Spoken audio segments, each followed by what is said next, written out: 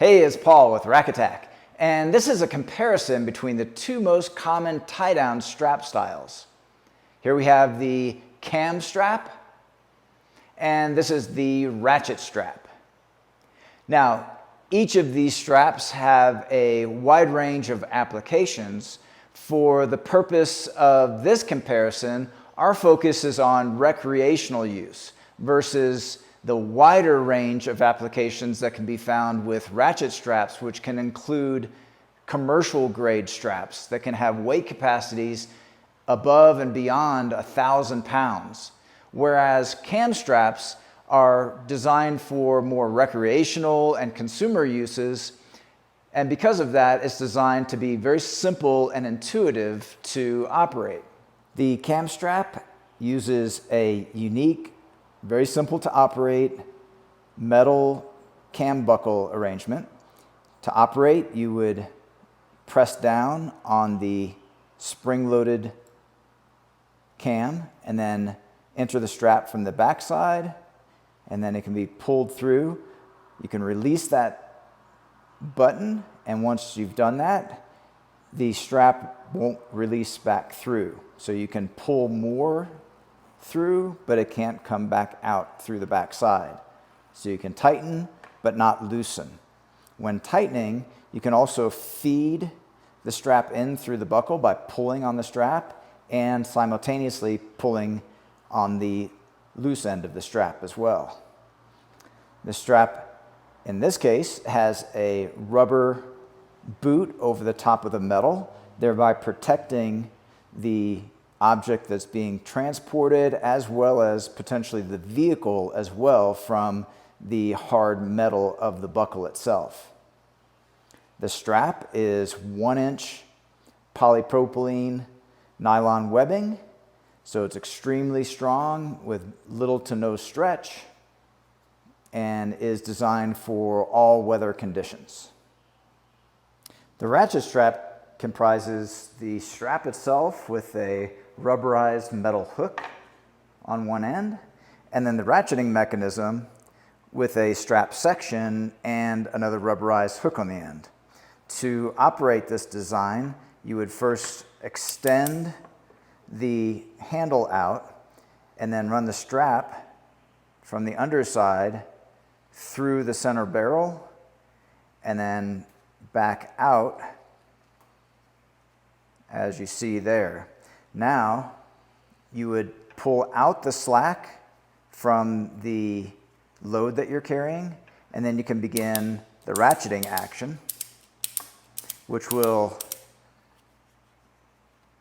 coil up the strap and provide a means to cinch the strap and tighten the strap against the load.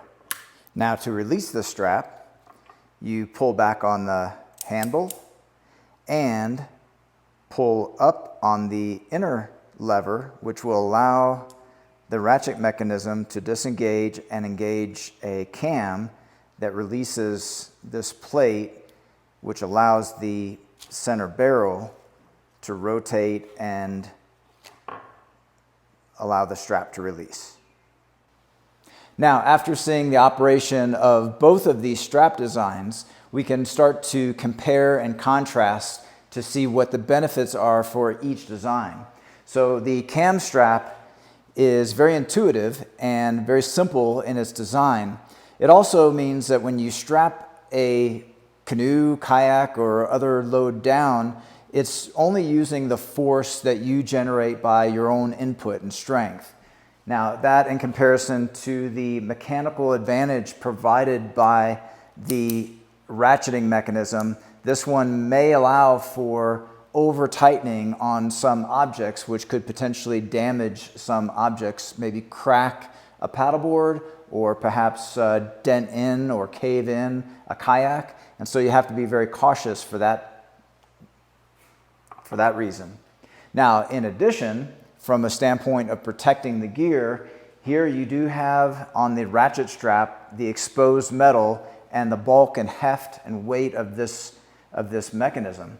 That in comparison to the cam buckle, which is very light and with the buckle bumper that you see on this particular design offers very good protection to the vehicle and to the load that's being carried. Now, choosing between these two for the recreational application, the cam buckle overall makes the most sense. And that's actually the reason why major manufacturers are recommending this style of strap for transporting canoes, kayaks, paddleboards, and those type of loads, to the degree that they're actually included with the majority of those carriers. So for example, if you purchase a Yakima, Thule, Rhino Rack kayak carrier, they'll include cam straps. Ratcheting straps are never included with these recreational products because of the mechanical advantage that would potentially allow for the user to damage their equipment, and the exposed metal, which could also allow for damage of the equipment and even the vehicle. So now, although the ratchet straps do have their place, especially in higher weight applications, they are not as well suited as the cam straps for the applications that are generally used on roof racks and carriers. Now, when it comes to the actual method of strapping, the cam straps are actually backed up by the manufacturer, and because of that, they provide instructions detailing exactly the method of strapping and using the cam buckle straps to properly and safely secure the load on the vehicle. So the engineers at the manufacturers determine the best, most efficient way to use these straps. Now, when it comes to the ratcheting straps, there are no guidelines, there are no consistent methods used for these. The hooks and the ratchet mechanism on this design can be done in any number of different ways depending on the user's preference, and so it may be much more inconsistent, and there's really no guidance in determining the best way to strap a particular load on a particular carrier for a certain roof rack system. So with these straps, you don't have the backup that you do with the cam straps that provide all the backup and the assurance that you're strapping properly when the instructions are followed. Okay, well, that's a comparison between the cam straps and the. If you have any questions or comments, feel free to leave those in the comments section below, and consider subscribing to our YouTube channel. We have over 2,000 rack related videos, and we upload new videos weekly. That's all for this one, and thanks for watching.